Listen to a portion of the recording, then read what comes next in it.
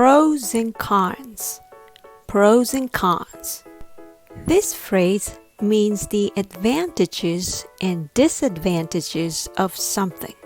The good and the bad sides you need to think about before making a decision.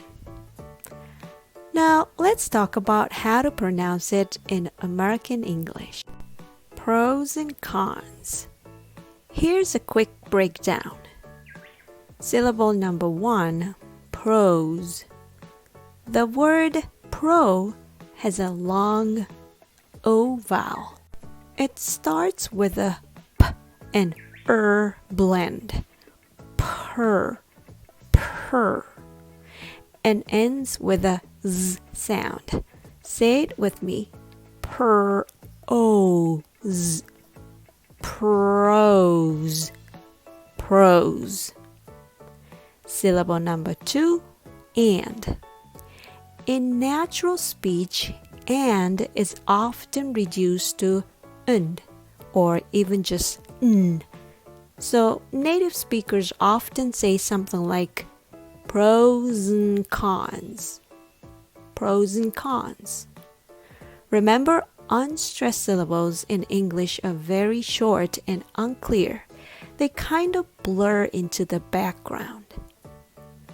Syllable number 3, cons. The vowel here is the open back vowel ah, like in the word father. Ah, cons. Take note, this vowel is different from the vowel in pros. It's ah and not o. Practice the difference like this. O, ah, o, ah. Do you hear the difference and feel the difference? Pros and cons. Pros and cons.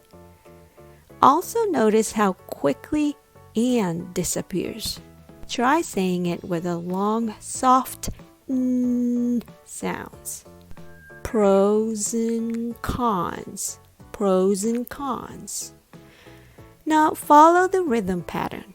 English loves rhythm. For this phrase, imagine a short song. Ta-da-ta, ta-da-ta. Pros and cons, pros and cons. Okay. Now let's look at some real-life situations where you can use this phrase. Number 1, decision making. I'm thinking about buying an electric car, but I need to weigh the pros and cons first. You're comparing the benefits, like saving money on gas, against the downsides, like charging time or price. Number 2, job interviews. They might ask, what are the pros and cons of working remotely? You could say, a pro is flexibility. A con is the lack of face-to-face collaboration. Number 3, small talk or casual advice. Moving to a big city has its pros and cons. This is a great line when chatting with coworkers or friends about life changes. Now let's bring it back to pronunciation practice. There are also pros and cons of studying on your own.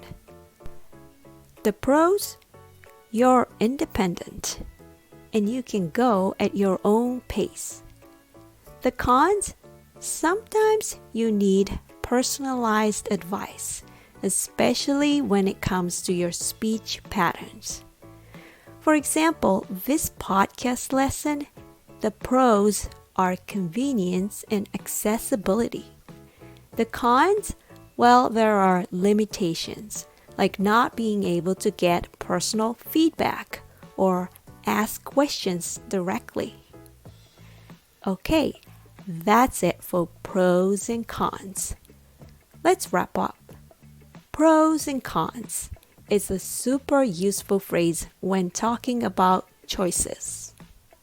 Remember the two vowel sounds O in pros and R in cons. Pros and cons. Practice with rhythm. Ta-da-ta. And connect the words smoothly like a native speaker. Ta-da-ta, pros and cons. Try using this phrase at least once today. Whether it's about food, plans, or jobs, there are always pros and cons before making a good decision. Thanks for listening and see you in the next episode of English Wave.